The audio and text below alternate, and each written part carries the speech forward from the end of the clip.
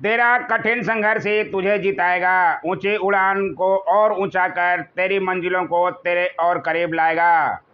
नमस्कार दोस्तों, मैं Premchandra. Welcome to my YouTube channel pre exam training. दोस्तों, BPSC previous year question geography का पार्ट 2 हम लेकर आए हैं।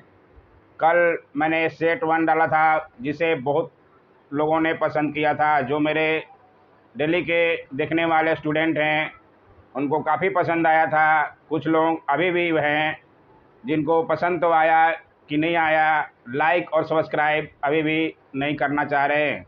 खैर छोड़िए, जिनको देखना है, जिनको कुछ समझ में आ रहा है, वो ज़रूर लाइक और सब्सक्राइब करते चलें। आप ही के लिए बनाया जा रहा है वीडियो, बहुत फ़ायदा मिलेगा। पूरा वीडियो देखिएगा। आज भी पूरे 15 सवाल लिए गए हैं पूरे डिटेल के साथ। कॉन्सेप्ट क्लियर होगा तभी आपका रिजल्ट क्लियर होगा। ये बात को आप भली भांति समझ लीजिए। इसलिए कॉन्सेप्ट क्लियर के साथ क्वेश्चन आज भी कराए जाएंगे। कल 1 से 15 तक हमने कराया था, बहुत अच्छे सवाल थे। आज भी पूरा ध्यान से सुनिएगा, जो सभी के लिए इम्पोर्टेंट है। चाहे आप बीपीएससी की तैयारी कर रहे हो, बिहार एसआई की तैयारी कर रहे हो, बीएसएससी की या किसी भी कंपटीशन एग्ज़ाम की, सबके लिए ज्योग्राफी से प्रश्न बनता ही है। फिर आप वीडियो ज़रूर देखिए। आइए देखें आज का पहला सवाल। आज का पहला सवाल है, भारत में एयरलूंग जंगबो नदी को किस नाम से जाना जाता है? गंगा, ब्रह्मपुत्र, सिंधु, महानदी। बीपीएससी 56 टू 59 का ये प्रश्न है। इसका सही जवाब है ब्रह्मपुत्र। पूरी डिटेल में हम आपको समझाएंगे, चिंता नहीं करना है दोस्तों। कॉन्सेप्ट क्लियर करवा के ही रहेंगे हम आपका। भारत में एयरलूंग जंगबो जियांग नदी को ब्रह्मपुत्र नदी के नाम से जाना जाता है। यह नदी तिब्बत में सांगपो तथा बंगाल में जमुना कहलाती है। सारी बातों को आप नोट करते हुए चलेंगे, बहुत फ़ायदा मिलेगा। इस ऐसे प्रश्न अधिकतर बनते ही हैं। नदियों पे प्रश्न बनता ही है ज्योग्राफी में। और है क्या, नदी, पहाड़, पठार, दर्रा, यही सब पढ़ना है। मिट्टी, आपको सारी बातों का ध्यान रखना होगा। आइए देखें अगला सवाल। तेल नदी निम्नलिखित नदियों में से किसकी सहायक नदी है? बागमती, गंडक, घाघरा, कमला। बहुत अच्छा सवाल है। ये भी सवाल भी 60 से 62 बीपीएससी का प्रश्न है। इसका सही जवाब है ई, क्योंकि इसमें दिया नहीं है। क्यों ई हुआ, उसको पूरी डिटेल में बता रहा हूँ। महानदी जो है, तेल नदी महानदी की प्रमुख सहायक नदी है। यह नदी मात्र 8 किलोमीटर तक प्रवाहित होती है। इसमें महानदी दिया नहीं है, इसलिए ऑप्शन ई हुआ। फिर भी आप पूरी बातें समझ लीजिए। यह उड़ीसा राज्य की प्रमुख नदी है। तेल नदी जो है उड़ीसा राज्य में बहती है। महानदी की अन्य सहायक नदियों में शिवनाथ, जोंक, हंसदो, ईब और मांड आदि हैं। आइए देखें अगला सवाल। महानदी भी अमरकंटक से ही निकलती है। सोन नदी, नर्मदा और महानदी तीनों पहले भी बहुत बार बताया जा चुका है। निम्नलिखित में से कौन सी नदियां बंगाल की खाड़ी में गिरती है? गंगा, ब्रह्मपुत्र तथा गोदावरी, महानदी कृष्णा तथा कावेरी, लूनी, नर्मदा तथा ताप्ती, और डी में दोनों ए और बी। इसका सही जवाब है ए और बी। ए और बी में आप देखिए, गंगा भी गिरती है, ब्रह्मपुत्र भी गिरती है, गोदावरी भी गिरती है, और बी में महानदी भी गिरती है, कृष्णा तथा कावेरी। सारी नदियां जो हैं आपके बंगाल की खाड़ी में गिरती हैं। पूरी बातों को ध्यान रखिएगा। ये देखिए 56 से 59 का प्रश्न है। गंगा, ब्रह्मपुत्र, गोदावरी, महानदी, कृष्णा, कावेरी, पेनार, स्वर्ण रेखा तथा ब्राह्मणी बंगाल की खाड़ी में गिरने वाली प्रमुख नदियां हैं। बाकी सब नदियों का भी आप ध्यान रखिएगा। बहुत अच्छा सवाल है। आइए देखें अगला सवाल। निम्नलिखित में से गंगा नदी घाटी का भाग कौन सी उपनदी है? ये सवाल 65 बीपीएससी का प्रश्न है 2019 का। शंख, दक्षिण कोयल, उत्तरी कोयल और बराकर।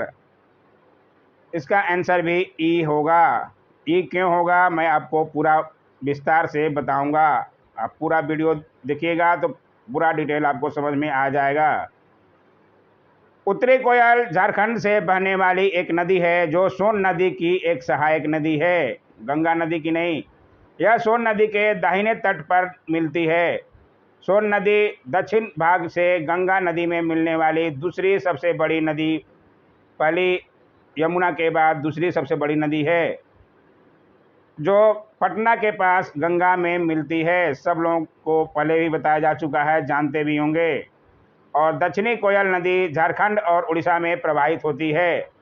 दक्षिणी कोयल नदी उत्तरी कारो नदी के साथ मिलकर कोयल नदी के रूप में प्रवाहित होती है, जो उड़ीसा के राउरकेला के पास शंख नदी से मिलकर ब्राह्मणी नदी के नाम से प्रवाहित होती है। पूरी बातों को आप समझ में आ गया होगा। आइए और समझाते हैं। और बराकर नदी जो है दामोदर नदी की मुख्य सहायक नदी है, जो झारखंड के कोडरमा पहाड़ से निकलकर हजारीबाग से होते हुए दामोदर नदी में मिलती है। दामोदर निचली गंगा से मिलती है। इस प्रकार बराकर और उत्तरी कोयल गंगा नदी घाटी की उप नदियाँ हैं। इसमें से दो है गंगा नदी घाटी की उप नदियाँ बराकर और उत्तरी कोयल। इस तरह प्रश्न का सही विकल्प ई है। आपको पूरी बातें समझ में आ गई होगी ई क्यों हुआ। यहाँ देख लीजिए। आइए देखें अगला सवाल।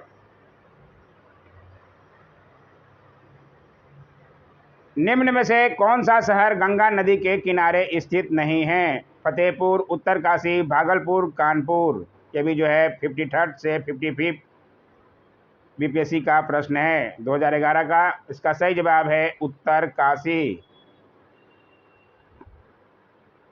नोट करते हुए चलिएगा। उत्तरकाशी क्यों हुआ मैं बता रहा हूँ पूरा। गंगा नदी की प्रधान शाखा भागीरथी है। सब लोगों को बताया जा चुका है पहले भी, जो उत्तराखंड के उत्तरकाशी जिला के गोमुख नामक स्थान से निकलती है। देवप्रयाग में भागीरथी और अलकनंदा के संगम से गंगा का निर्माण होता है। अतः उत्तरकाशी का संबंध भागीरथी से है, न कि गंगा से।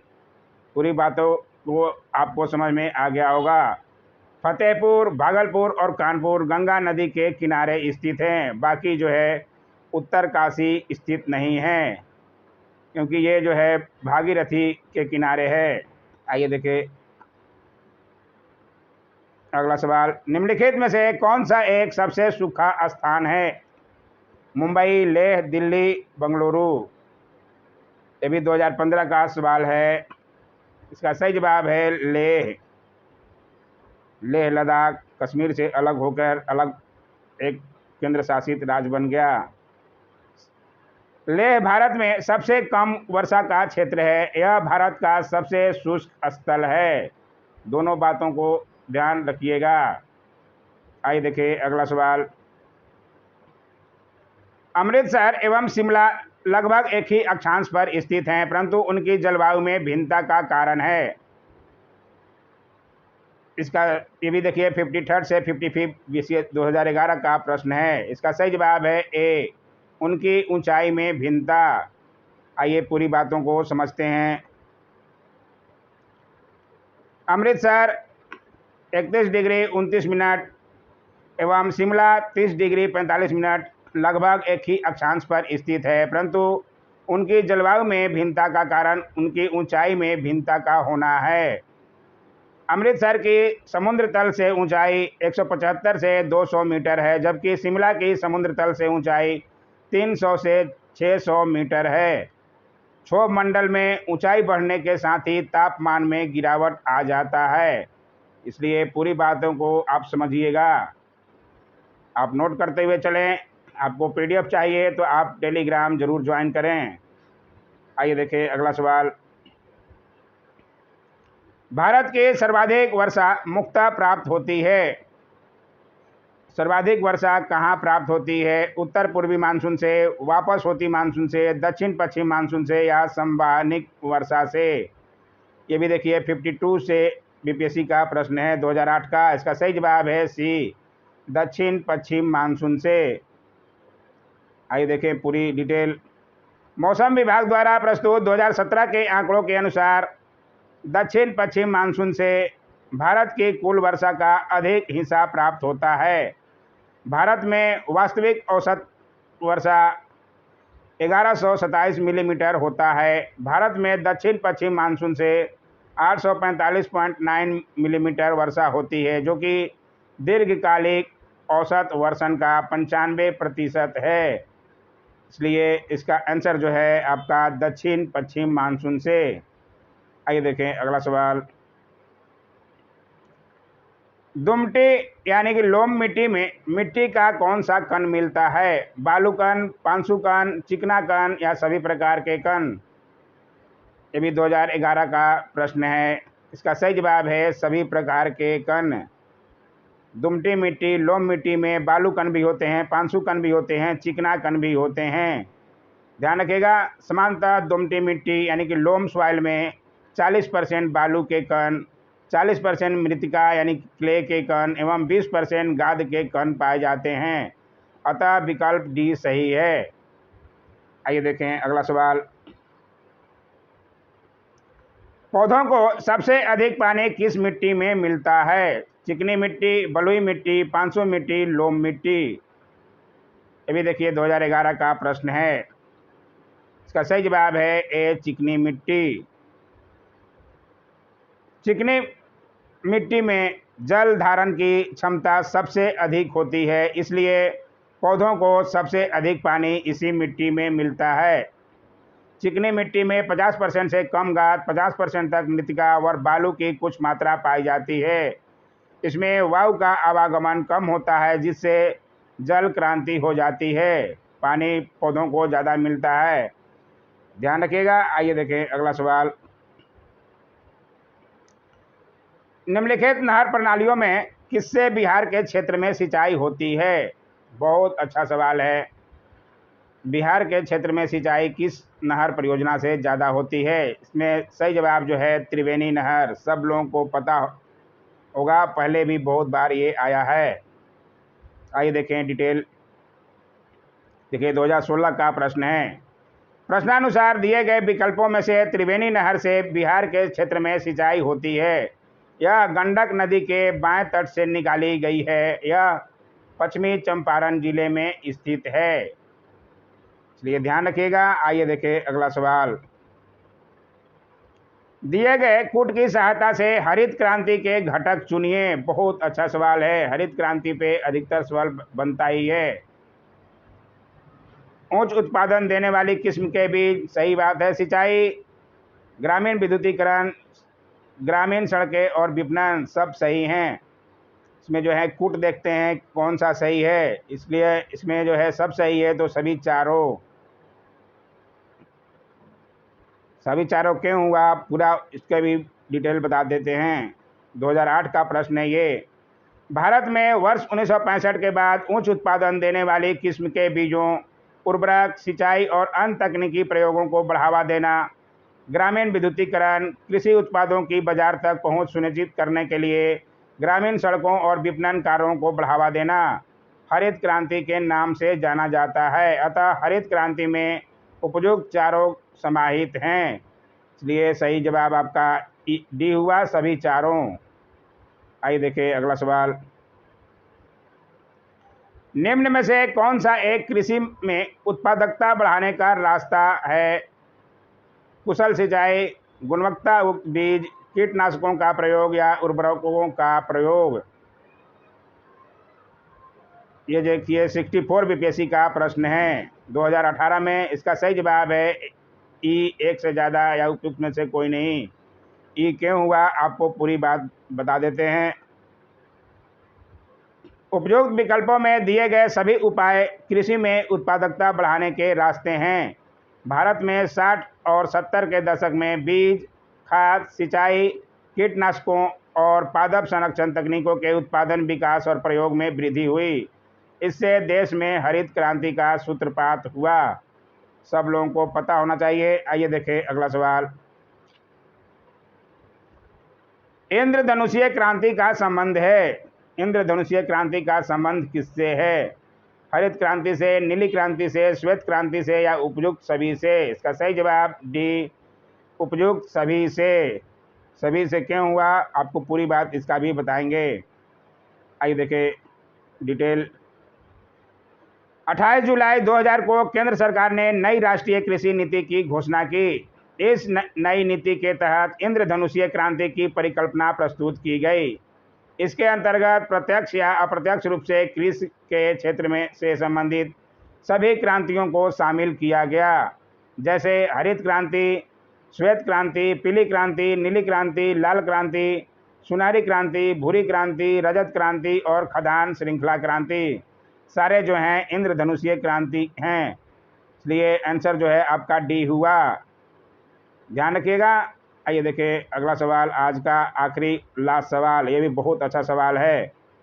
काली क्रांति संबंधित है मत्स्य उत्पादन से, कोयला उत्पादन से, कच्चा तेल उत्पादन से, सरसों उत्पादन से। काली क्रांति का संबंध कच्चा तेल उत्पादन से है। बहुत अच्छा सवाल है। आइए देखें और डिटेल आपको बता देते हैं। 62 बीपीएससी का प्रश्न है 2016 का। काली क्रांति का संबंध कच्चा तेल उत्पादन से है। अन्य प्रमुख क्रांतियां तथा उनके उत्पादन इस प्रकार हैं, उनको भी आप नोट करते हुए चलें, बार बार सवाल बनता है। गुलाबी क्रांति का संबंध प्याज उत्पादन से है। नीली क्रांति का संबंध मत्स्य उत्पादन से है। सारी बातों को आप नोट करते हुए चलें। हरित क्रांति का संबंध खदान उत्पादन से। लाल क्रांति का संबंध मांस से और टमाटर उत्पादन से है। और पीली क्रांति का संबंध तिलहन उत्पादन से है। यहाँ से सवाल बार बार बनता है, इसलिए ज़रूर नोट करें। आज का वीडियो आपको कैसा लगा ज़रूर कमेंट कीजिए। कुछ लोग ही कमेंट कर रहे हैं और आप लोगों को किसको समझ में नहीं आ रहा है कुछ तो बताइए। और लाइक बटन पे अपनी हाथ को थोड़ा बढ़ाया कीजिए। कुछ स्टूडेंट का ही हाथ बढ़ता है। क्या खराबी है इस वीडियो में, हमें तो कुछ समझ में नहीं आ रहा। यही है कि इसमें लड़की पढ़ा नहीं रही है, सामने वीडियो आपके ब्लैक बोर्ड पे आकर, और तो कोई खराबी नहीं लग रही है। आपको क्वेश्चन से मतलब होना चाहिए और उसके डिटेल से। Don't forget to like, share, comment and subscribe to my YouTube channel pre exam training. Thanks for watching my YouTube channel.